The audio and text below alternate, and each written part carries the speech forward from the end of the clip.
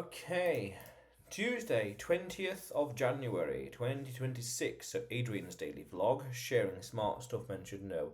Excuses have a half life, excuses have a shelf life, excuses run thin eventually.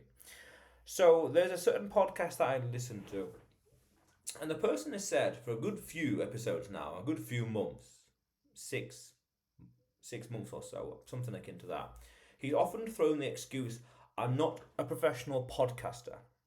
Very nice. Fair enough, nice and simple, which is understandable.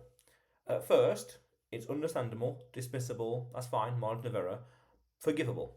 But over time, months, etc., that excuse has persisted. In spite of these good quality and whatever else, I'm not a professional podcaster. Whenever something's gone wrong, that's been the excuse.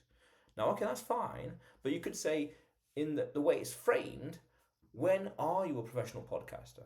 Or stop making the same little small silly mistakes, these small errors. Because you could say, as I just said, when do you become a professional podcaster?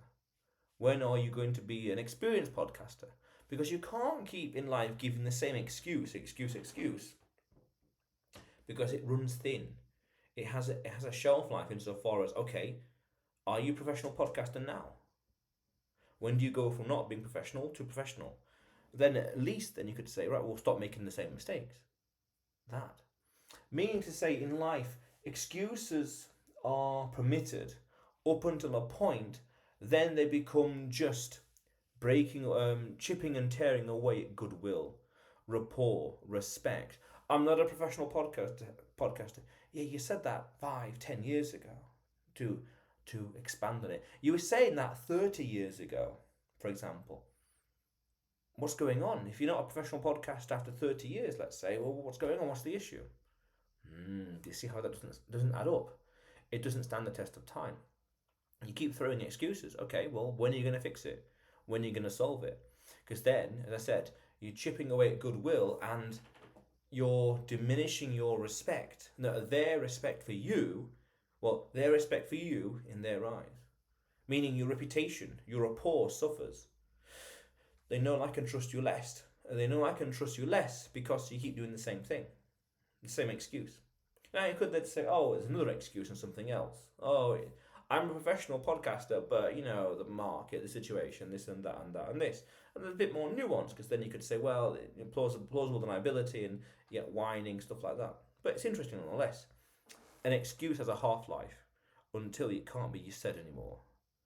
Because then you could say, well, when will you be professional? Excuses have a half-life. They wear thin. Grow, meritocracy really.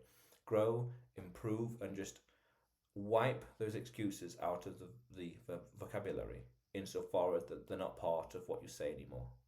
You don't, because you're performing. The excuse is just noise.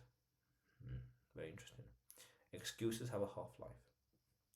But otherwise, Adrian's daily vlog, sharing smart stuff men should know. Subscribe for more, and you will see me tomorrow.